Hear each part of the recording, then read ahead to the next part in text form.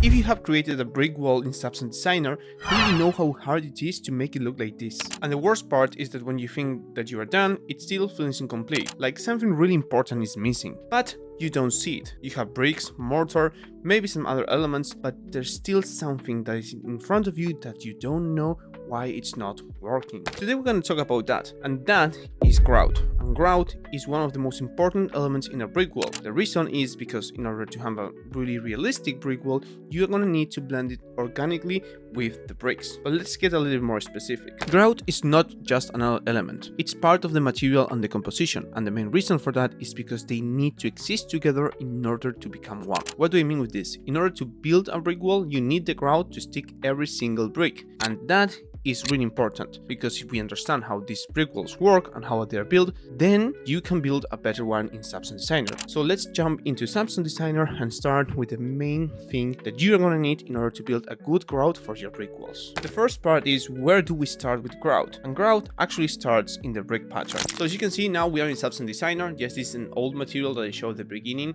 that I made at least last year, and you can see that it's working really nice. We are seeing a preview, and that's why we don't have much displacement. Now let's talk a little bit about that thing that I just said, which is that your grout starts with your brick pattern. As you're used, let's just get in here. You would actually put each brick one on top of the other one, and in the space between you'll put your grout. Now when you press these bricks down, or based on the shape they have, yes, how they are positioned and everything, the grout is just going to take a specific shape, or it might just stay in a different way. Now, why does this information really matters? Because the best way of creating grout is by taking the negative space of the brick pattern, as you can see. So if I take, for example, this space in here, I already have the mask and also the main shape I'm gonna be editing to create my grout. Now, we have already seen brick patterns in our YouTube channel in this last video, but right now, let's check a little bit about this one. So I combined two tile generators having long and smaller bricks, as you can see, and replacing some of them. But then I just remove the entire layer in here and added a little bit of cuts to then add smaller ones. Yes, it's a really nice combination. But the important part is how these bricks are actually shaped. And here, the only thing you can see is the main shape. Now, even when you are doing the edges with a slope blur or anything like that, you are affecting your future grout. Yes, and believe me, this is true. As you can see here, yes, my bricks now are a little bit more rounded. Yes, if I keep moving forward, you can start to see some of these details. Yes, and the more intense you are with these details, the worse it's gonna be for you. And we're gonna be looking at the 2D picture. We are not looking at the 3D because right now this is not what we are really looking into. And then we start adding some other surface details. Now, the most important part that you need to look into this is once that you have finished and you have the results that you wanted in your bricks, now is the time to start making grout. And a small disclaimer, what might happen is that once you finish your grout, you're not gonna like your bricks. So there's no problem if you first do your bricks, then your grout, and then you modify your bricks, and then you re-modify your grout. That's exactly what I did for this material. And the reason is because of what I just said at the beginning of the video. These two elements work together as one. So we need to see both of them working together to figure out if they are the right pick or not. So the big question, how do we make grout? You must probably be at this stage where your bricks actually don't have any kind of grout in them. Let me just reload this. These only the bricks that you're seeing, see? Just like this one. Let me just change. Looks like this is actually finally working. Yeah, let's lower the scale. It's a little bit chunky, but it's alright. This is how our bricks are looking right now, and we want to start by creating our mortar. Yeah, and our mortar should be split in actually two parts. The first part should be the actual shape of it, and the second part should be the surface details. Yes, it's exactly like any other part of your material. First you build the shape, then you add details on top to make it look specific. So let's take a look. I just started by using a threshold. Yeah, you can see here in the 2D image how the threshold looks. It's set to lower, so the opacity to a value of 0.07, and this counts for my actual bricks. The reason we are using a threshold, not a histogram scan, is because the threshold is a little bit faster, maybe at the moment of having to not load the node, but yes, at the moment to, let's say, kind of like get your result. With a histogram scan, you might have to struggle a little more, so maybe just leave it as it is. Oh, now we have animations here. I see it was around here. I'm not sure where it was, but there was an animation. I can see it. So next thing we're gonna be doing is we're gonna start kind of like deforming our shape. In this case, I deform it based on some chunks I was trying to remove from my bricks. Yeah, so those were also out, just to kind of like follow up the story of my bricks being broken and the mortar as well. If I'm not having a brick there because something broke the edge of the brick, then mortar shouldn't be there as well. And here comes the most nice and important part.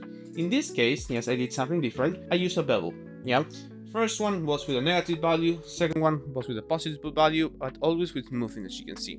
Yeah, and it's gonna give you results pretty much like this one, but the important part comes in the blend, where we are subtracting one to each other. And the reason we're doing this is because we want to generate the space in between. And so far, this looks nothing like Grout, I know, but believe me, it's gonna keep moving better. So here comes where we start shaping things. We go from this, yes, to a blur, which is gonna soften our shape, and finally we go to a levels that is gonna pull it up. And from here we start playing. We are gonna start playing with exactly everything that we have at our disposal, just like any kind of material. You're gonna use subtractions, you're gonna use low blurs, you want to deform your shape as much as you want to make it feel as organic and not that much of geometrical as you in other places. So first I added some high variation, as you can see, super subtle, nothing super strong. Yes, and then we kept on adding more and more stuff. Like for example, in this case, I used a clouds too that has been blurred with a slow blur to generate this kind of bubbly shapes. I think I showed this in my Flash tutorial as well, so if you want to know how that works, yes, you can just go and check that video. But in this case, we are using it to make really nice and creepy results, to be honest. Now here comes the fun part, let's say. See, the distraction part that we were talking about before, and I'm going to talk also about the importance of masking in this case. This is the end result we got for this. As you can see, quite destroyed. And here we use a slow blur, yes, with a value 0.15 in mean, yes, and we use a little bit of parallel noise to make the masks. Why do we do it this way? The reason we do it this way is because we want to really start destroying the shape, so later we can use it with something else to build a better result. Yeah, and this distraction is just what we need, because as you can see, it's kind of like softening out things, the slow blur. Yeah, so we went from something maybe a little bit more sharper, as you can see here, to something like this. Yeah, and from there we just kept basically doing that over and over until we add the noise. See, so I'm gonna go here, yes, more distraction. Yeah, now we have a blur, and finally the noise, which we're going to be talking about soon. Now, some important notes about your grout. You don't have to do it exactly the same every single time. I don't do them the same every single time, so let me show you another way of doing them. So when you have your threshold, instead of going in this direction, what you're going to go is the other direction actually. Just going to go here, I'm going to blur this, yeah, increase intensity to let's say 0.6, and from here you're going to use the levels. Yeah, and you're gonna pull the grays to the blacks, and this is gonna shape something like this. See, you already have the shape that you need for your grout. In fact, let me just grab this, set it to preview. I want to show you live results now today. See, so you already have that kind of grout form in there. What you can do if you want to do the same thing as you did here, you can just come and do the following. You can do an HQ blur, increase quality, lower intensity, yeah, get a blend here like this, subtract. Yeah, kind of like do this, maybe just increase the intensity and see where you can actually build something more like this. This is gonna pull your values down, as you can see, but look, it's generating the effect that you need. Yeah, now you get the levels, or let's just get an auto levels in this case. I think that's gonna be good enough. See, and now all values are on up, and from here you just basically do exactly what I was just saying. Instead of just keeping this as the result, you just start adding some slow blurs, some clouds too. Yeah, you start deforming the shape, you want to add some height variation and so on. And the best thing you can do on these ones is use always mean, so you don't break everything so much. Yeah, also remember, go for values of 0.1 at the beginning, just to get some really nice results. But from here, again, as we said before, blend it. Yeah, this part is really important, guys, because it allows you to actually balance your details by using masks, like for example like Gaussian noise. Yeah, where I input this in here, and you see now things are gonna balance out. Or I can use just a paralleling noise just to kind of like get more stronger results. Yes, it's gonna depend on the map that you are building, but as you can see, it's already working.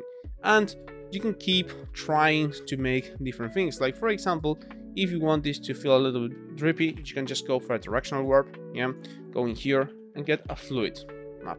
If you combine these two with an angle of minus 90 degrees, yeah, let's just minus 90, Shouldn't understand it this way. Put a little bit like this. Get a blend. Combine them here. Do a max. And then you can control this a little bit less. You're gonna start to add that kind of like drippy behavior. And again, you can use any kind of mask to check that this works. Yeah.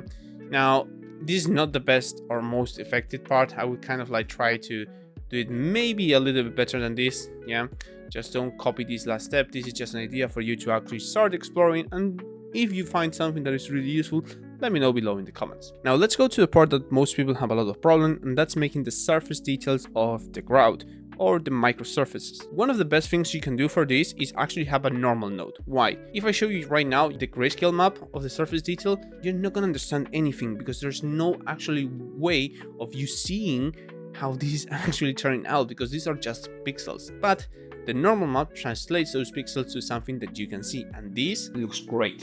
So let's get on it. So first we started with a parallel noise. Yes, the parallel noise is going to give us a general, let's say, sense of height and variation. Yeah, maybe the most important part of all. Every kind of, let's say, organic surface like concrete or grout, I started with them, especially if I have to do dirt as well.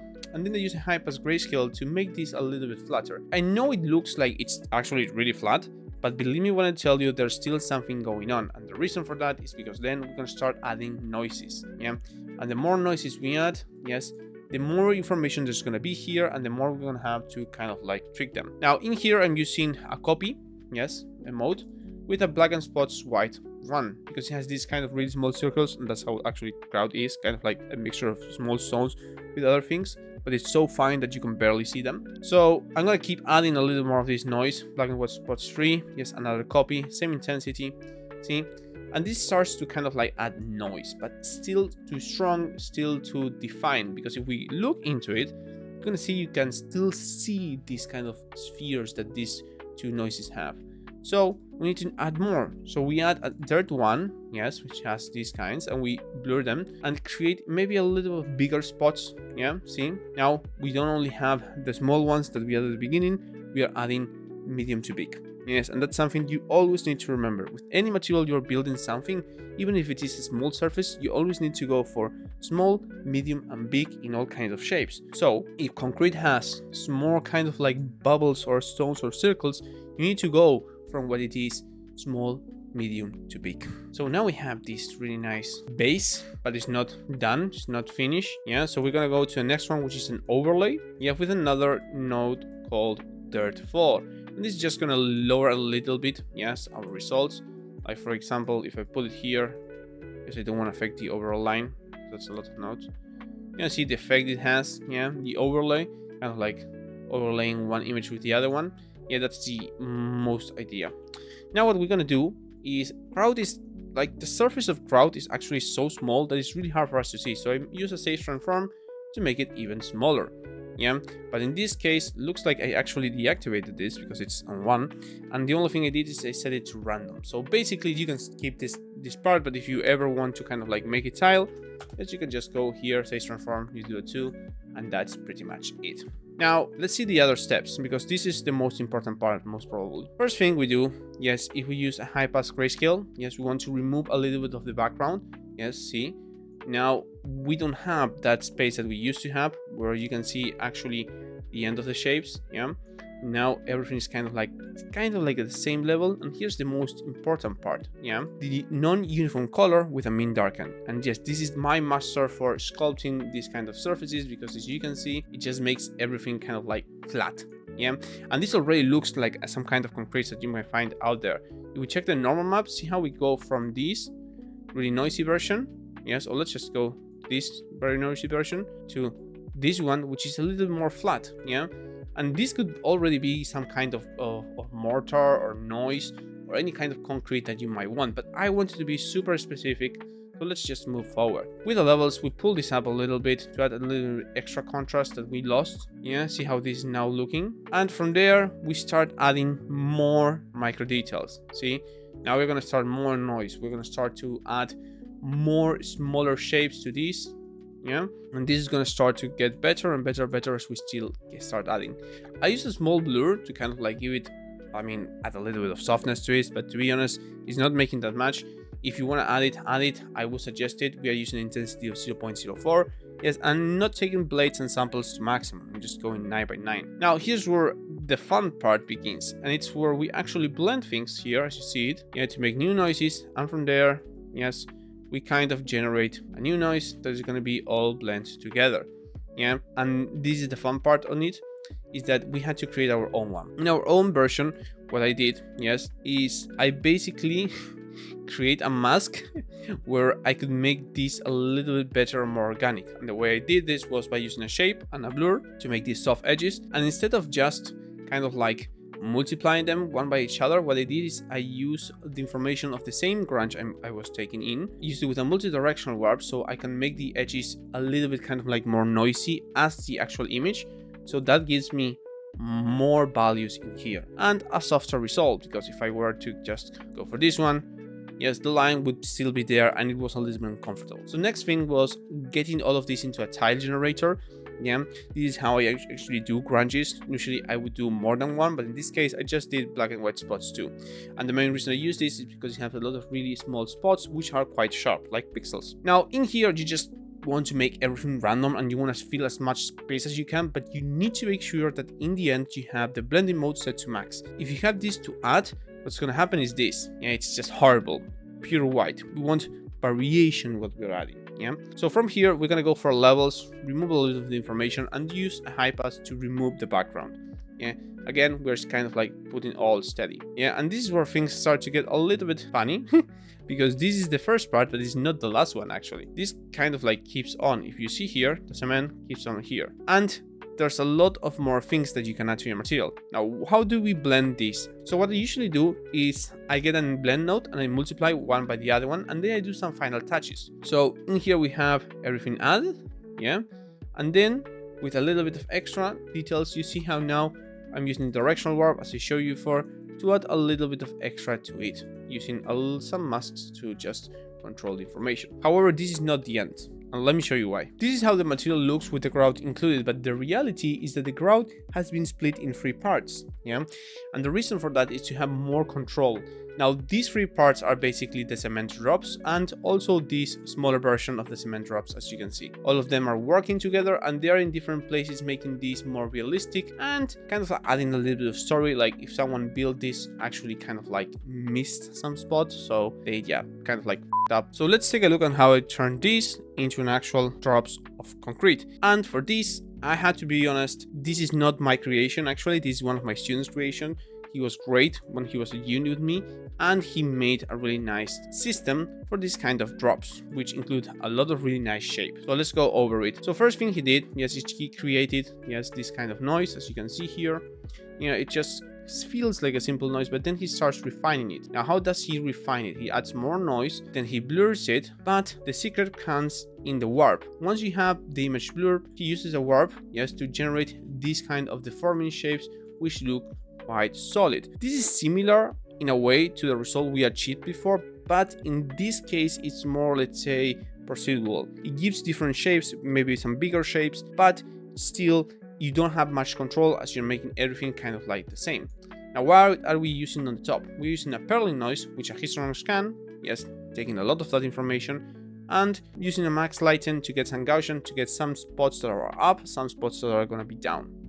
So from here it comes the magic, and the magic comes from actually being able to blend small with big shapes. As you can see, we didn't just go for the big ones, we got the smaller ones by making them tile. As you can see here, they're gonna be way smaller.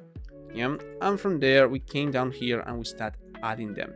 We combined them with the cement, as you can see. This was maybe the part that was mostly needed, and then we start masking them out with a multiply. With a subtract and a perling noise. I did it this way because I didn't want to really be that specific. I mean, I knew this was going to be all around my material and I could control it better. And in fact, later after that, I used the levels to actually pick just the ones that they want and have them more height. Now, if I go back down, just to where things were working right, you can see that this is the main result without them, and this is the result with them.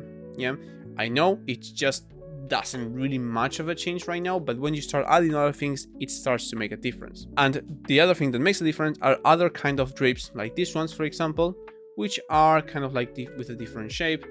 This one started actually as this one started actually as kind of like holes in the bricks, but I already had done them by that time. So I said, why not make some really small spots of concrete that I usually see, sorry, of grout that I usually see on top of my bricks. And I kind of did it. So let's see. We started with Lagrange spots, yeah? We want our balance in 0.5, our contrast on 0. And from there, with Clouds 2, we start to use a slow blur, but this time in max. We want to expand our shapes because we want to deform them so that later we can create new ones. How did we do that? I use an invert grayscale.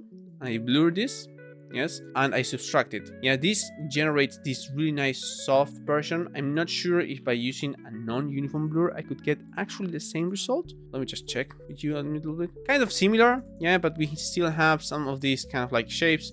In here, at least I remove them, which is nice. Yeah, this is the cement, and in here we are just blending them together. Now, the most important part is how do we actually generate the feeling that they were falling down, and the directional warp is the answer. See? And again, look, we are blending them together, just as I told you before. So we use our main shape, yes, with a blur version as the intensity input for this. This helps a lot when it comes to actually deforming shapes that you want to make them feel like they're being pulled down. Yeah, this is the way of going. In fact, if you remember when I was trying to make my own mortar around here, if I wanted to do the same here, I would kind of like go here with a directional warp. Sorry, not that one.